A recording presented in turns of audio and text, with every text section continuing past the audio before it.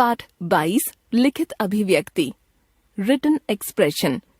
लिखित कौशलों के विकास के लिए छात्रों को लिखित कौशल, पढ़ना और लिखना का विकास छपी हुई सामग्री दी जा सकती है और उनसे पढ़वा सकते हैं तथा उससे संबंधित बातों का लेखन भी करा सकते हैं।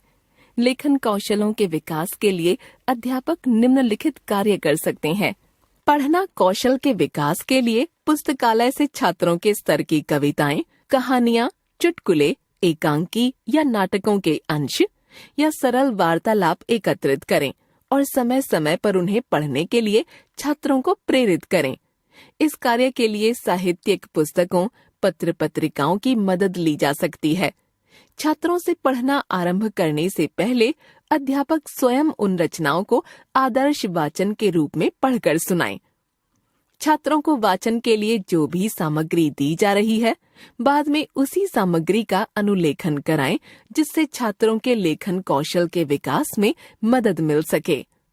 मौखिक कौशल के विकास के समय जिस सामग्री, कविता, कहानी, नाटक, एकांकी, वार्तालाप आदि का उपयोग मौखिक रूप से बोलने के लिए किया गया था, अब उसी को लेखन के लिए भी दिया जा सकता है। उदाहरण के लिए जिन कविताओं, कहानियों, लेखों आदि पर मौखिक प्रश्न पूछे गए थे, अब उन्हीं प्रश्नों के उत्तर लिखवाएं। इसके अलावा नई सामग्री भी दें।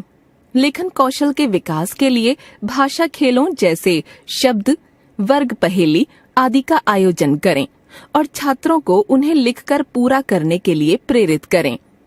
लेखन कौशल के विकास के लिए छात्रों को कुछ संक्षिप्त कहानियां दें और उन कहानियों को वार्तालाप या एकांकी में प्रस्तुत करवाएं।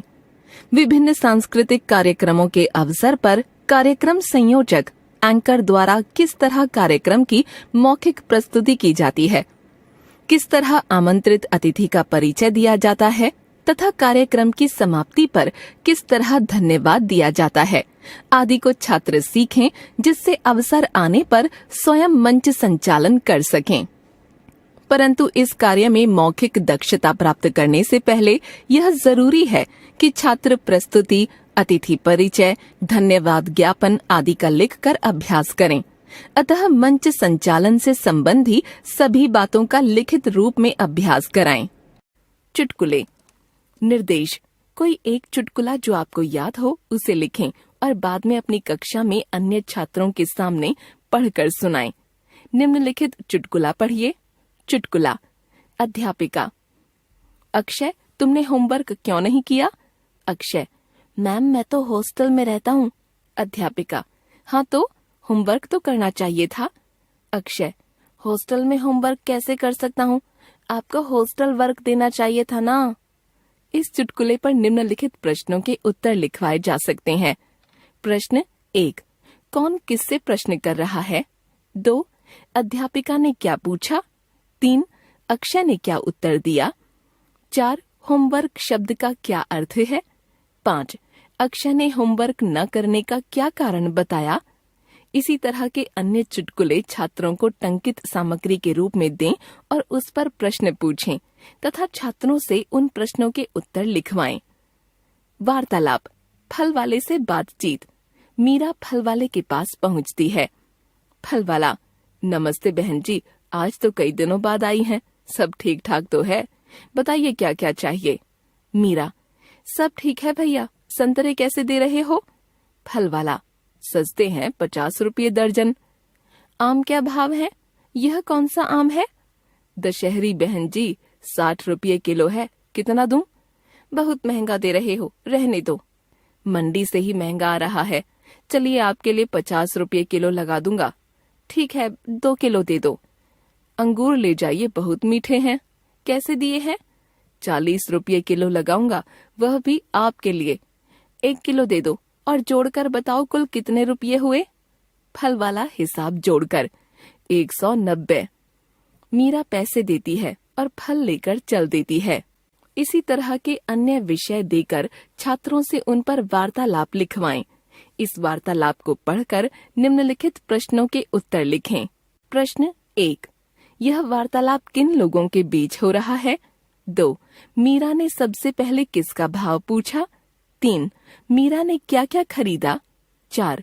इस वार्तालाप में कौन से किस्म के आम के बारे में बात की गई है? 5.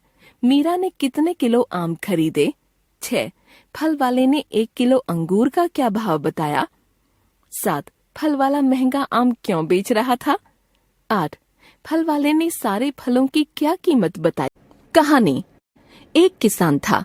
इस बार वह फसल कम होने की वजह से चिंतित था। घर में केवल 11 महीने का राशन ही शेष था। बाकी 1 महीने के राशन की व्यवस्था के लिए उसे बार बार चिंता सता रही थी। किसान के बेटे की बहू का ध्यान जब इस ओर गया तो उसने पूछा, पिताजी, आजकल आप किसी बात को लेकर चिंतित नजर आ रहे हैं। तब किसान ने अपनी चिंता का कारण बहू को बताया। किसान की बात सुनकर बहू ने उन्हें आश्वासन दिया कि वह किसी बात की चिंता न करें। उस 1 महीने के लिए भी अनाज की व्यवस्था हो जाएगी। जब पूरा वर्ष उनका आराम से निकल गया तब किसान ने पूछा, आखिर ऐसा कैसे हुआ? बहू ने कहा, पिताजी, जब से आपने मुझे राशन के बारे में बताया तभी से मैं जब भी रसोई के लिए अनाज निकालती उसी में से 1-2 मुट्ठी हर रोज वापस कोठी में डाल देती। बस उसी की वजह से 12वें महीने का इंतजाम हो गया। यह सुनकर किसान बहुत खुश हुआ और उसे आशीर्वाद दिया। कहानी से संबंधित कुछ प्रश्न। सभी प्रश्नों के उत्तर लिख कर दें। 1. किसान के परिवार में कौन कौन था? 2. किसान के घर में राशन कब तक के लिए था? 3. किसान किस बात के लिए चिंतित था? 4. किसान की पुत्रवधू ने उससे क्या पूछा? 5. किसान की बात सुनकर बहू ने क्या कहा? 6. बहू ने 12वें महीने के राशन की व्यवस्था के लिए क्या किया? 4. कहानी को वार्तालाप या एकांकी में बदलना। निर्देश। प्रश्न 3 के अंतर्गत दी गई कहानी को वार्तालाप में बदलिए। किसान चिंता करते हुए, हे भगवान, इस साल फसल कम हुई है। घर में केवल 11 महीने का राशन ही बचा हुआ है। 12वें महीने में क्या होगा? सब लोग क्या खाएंगे? पुत्रवधू, पिताजी, आजकल आप किस बात को लेकर इतने चिंतित नजर आ रहे हैं? किसान, बहू, इस साल फसल कम होने के कारण घर में सिर्फ 11 महीने के लिए ही राशन बचा है।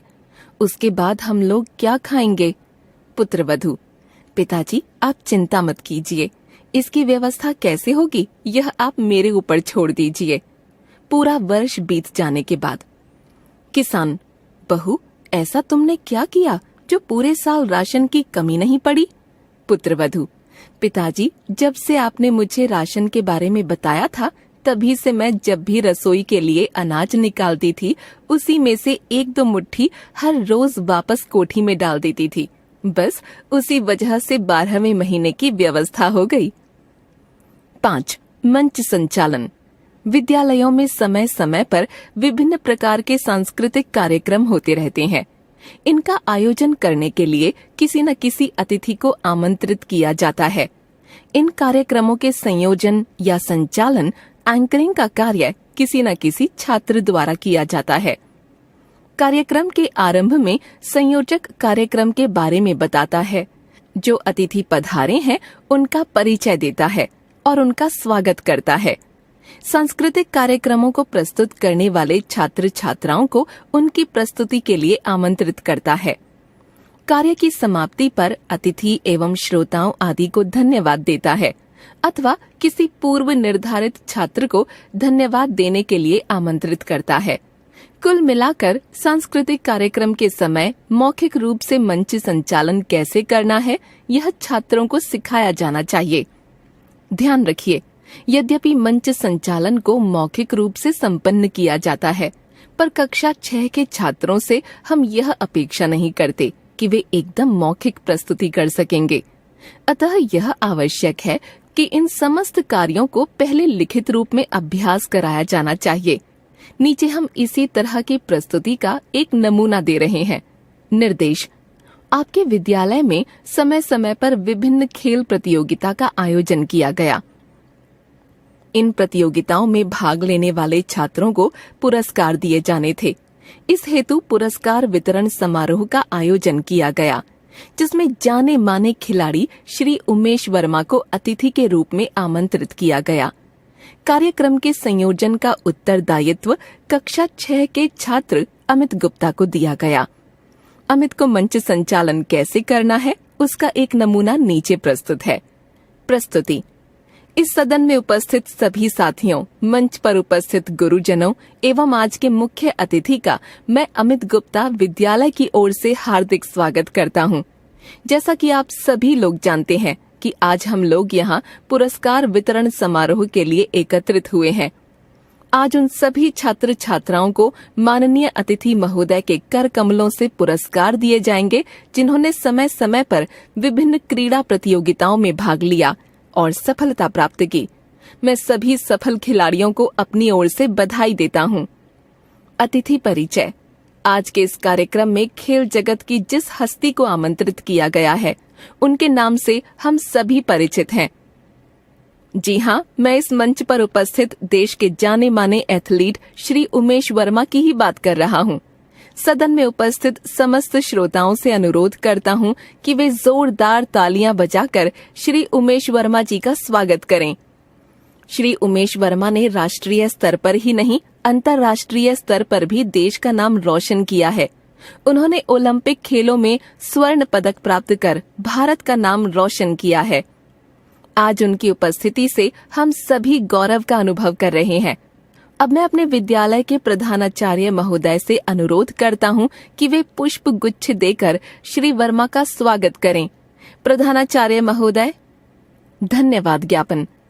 सबसे पहले मैं आज के इस कार्यक्रम के मुख्य अतिथि श्री उमेश वर्मा के प्रति हृदय से आभार व्यक्त करता हूं, जिन्होंने अपना कीमती समय निकालकर हमारे विद्यालय के खिलाड़ियों को पुरस्कार प्रदान किया तथा उनका मनोबल बढ़ाया। उनकी उपस्थिति से हम सभी लोग गौरवान्वित हुए हैं। मैं आशा करता हूं कि भविष्य में भी उनकी कृपा हम लोगों पर इसी तरह बनी रहेगी। मैं अपने विद्यालय के प्रधानाचार्य महोदय के प्रति भी आभार व्यक्त करता हूं, जो सभी छात्रों को खेल कूद और सांस्कृतिक कार्यक्रमों में भाग लेने के लिए प्रेरित करते हैं। इसके अलावा मैं विद्यालय के क्रीड़ा विभाग के अध्यक्ष श्री रमाकांत शर्मा के प्रति भी धन्यवाद ज्ञापित करता हूं, जिनके निरंतर प्रयासों से छात्र खेलों में बढ़ चढ़ कर भाग लेते हैं। और अंत में मैं उन सभी अध्यापकों, कर्मचारियों, छात्र छात्राओं के प्रति भी आभार व्यक्त करता हूं, जिन्होंने इस कार्यक्रम को सफल बनाने में अपना सहयोग प्रदान किया है। धन्यवाद।